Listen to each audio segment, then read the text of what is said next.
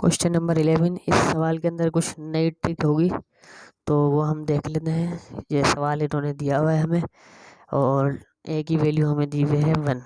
तो applying limit both side करेंगे और उसको सवाल को कॉपी कर देंगे। अब अगला जो स्टेप है वो आपको गौर से समझना है कि t is equal to x minus 1।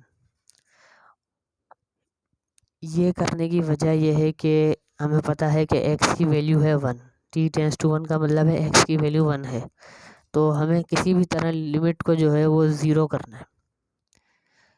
जब भी ऐसा सवाल आ जाए तो हम पहले ही कोशिश करेंगे कि हम लिमिट को ज़ीरो करें। तो t इज़ इक्वल टू, अब x की जगह मैं यहाँ 1 पुट करूँ तो x 1 माइनस 1 इज़ इक्वल टू 0, तो t ऑटोमेटिकली ज़ीरो हो जाएगा, जो कि आप इधर देख सकते हैं। ये हमें लिमिट चाहिए x टेंस टू 0। असल में हमारे पास है ये x इज़ इक्वल टू 1। अब मैं x को इधर ले जाऊं तो उसको t के सपोज कर लूँ, t is equal to x minus 1 हुआ ऑटोमेटिकली, ये चक्कर है। और हमें लिमिट जो करनी थी सवाल के अंदर बेसिकली वो ज़ीरो करनी थी। अब जो लिमिट हमारे पास ज़ीरो हो गई, अब जहाँ जहाँ सवाल में x था वहाँ की उस जगह मैंने पुट कर दिया x माइनस 1, यानी x जहाँ पे भी x था, इससे अगर मैं x की वैल्यू निकालूँ तो मेरे पास वही आएगी t प्लस 1। ठीक है, क्योंकि 0 प्लस 1 करेंगे तो ऑटोमेटिकली 1 ही आएगा। जहाँ जहाँ x था सवाल में वहाँ वहाँ हमने t प्लस 1 किया, यानी x की पावर 4 थी तो t प्लस 1 की पावर 4। इसी तरह यहाँ भी, इसी तरह यहाँ भी, इसी तरह यहाँ भी।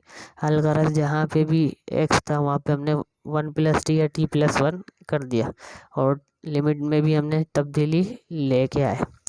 फिर हम इसको मैक्सिमम सिंप्लीफाई करेंगे। इसके अंदर 2 दफ़ा ए प्लस बी होल स्क्वायर का फार्मूला खुलेगा, फिर वो दोनों आपस में मल्टीप्लाई होंगे। ये मैंने इस ब्रैकेट के अंदर खोल के लिख दिए हैं। और ए प्लस बी होल स्क्वायर का फार्मूला, होल क्यूब का फार्मूला भी हमने यहाँ खोला है। और इसी तरीके से इस यहाँ तक खोला है। अब ये न्यूमिनेटर भी हमारे साथ नीचे चल रहा है, ये न्यूमिनेटर है हमारे पास। न्यूमिनेटर क्या है, ए प्लस, यानी ए प्लस बी होल क्यूब का फार्मूला यहाँ हमने खोला। फिर उसके बाद माइनस था हमारे पास, अब इसमें से हमने खोल के डायरेक्ट माइनस से मल्टीप्लाई करा दिया। बस हमें वही बेसिक सिंप्लीफिकेशन अप्लाई करनी है।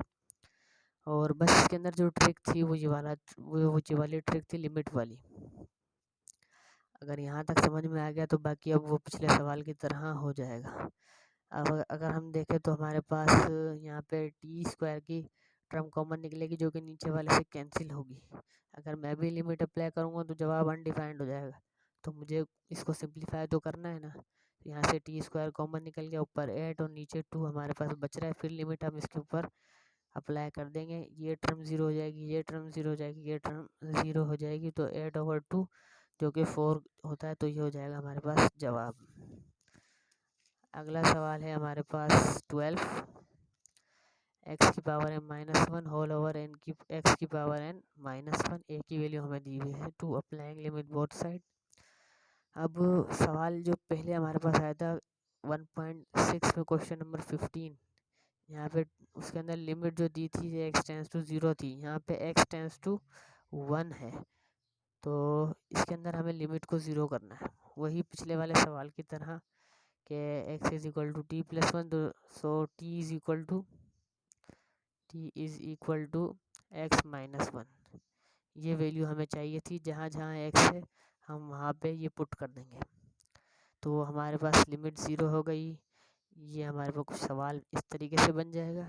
फिर हमें ये वाला फार्मूला एक हमें पता है कि x की पावर n माइनस a की power n is equal to x minus a multiply by n into a की पावर n माइनस 1। ये a square minus b square के फार्मूले से इसको जनरलाइज किया गया है।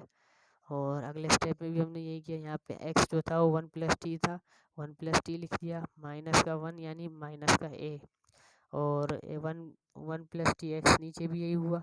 अब n जो थी पावर थी वो m आ जाएगी यहाँ पे ऊपर, m इंटू ए की पावर यानी 1 की पावर m माइनस 1, यहाँ पे 1 की जगह a है, तो नीचे भी यही करेंगे हम। ये 1 की पावर अगर कुछ भी होगी तो वो 1 ही होता है, तो हमारे पास जवाब बचेगा m/n। क्वेश्चन नंबर 13 देख लेते हैं। ये सवाल दिया हुआ है a is equal to 2। Applying limit both side करेंगे। अगर मैं लिमिट अप्लाई करूँगा तो मेरे पास जवाब अनडिफाइंड हो रहा है, तो मैं इसको सिंप्लीफिकेशन करूँगा। मैं इसके अंदर जो मेरे को आसान तरीका लगा, मैं इसकी मिडिल टर्म ब्रेक करूँगा, वरना इसके अंदर वाला तरीका भी इस्तेमाल हो सकता था जो क्वेश्चन नंबर 11 में हमने किया है, यानी लिमिट को ज़ीरो करना। तो हमने मिडिल टर्म को ब्रेक किया इस तरीके से कि इन दोनों का जो प्रोडक्ट होगा वो इन दोनों के प्रोडक्ट के बराबर होना चाहिए, और प्लस माइनस करें तो ये मिडिल टर्म दोबारा आ जाए। तो माइनस का 3 माइनस का 2 माइनस का 5 आ गया, नीचे भी यही किया। माइनस का 12 चाहिए था, तो 2 इंटू 10 जो होता है वो 20 होता है, जो कि इन दोनों के प्रोडक्ट के बराबर है। और माइनस का 12x हमारे पास वही आ जाएगी मिडिल टर्म। तो इसको फैक्टराइज किया, इन फिर हमारे पास x कॉमन निकला था, x कॉमन ले लिया तो x माइनस 2, यहाँ से 3 कॉमन निकल रहा था, और नीचे भी x निकल रहा था, यहाँ पे 10 कॉमन निकल रहा था। इसको मैक्सिमम सिंप्लीफाई किया, x माइनस 2 हमारे पास ऊपर, x माइनस 2 नीचे, x minus 2 cancel, x minus 3 over x minus 10। अब हम इसके अंदर लिमिट अप्लाई करेंगे क्योंकि अब जवाब अनडिफाइंड नहीं हो रहा। तो लिमिट हमें दी गई है 2, तो 2 में से 3 जाएंगे तो माइनस का 1 बचेगा, और 2 में से 10 जाएंगे माइनस का 8 बचेगा, माइनस से माइनस कैंसिल, 1/8 जवाब आ गया।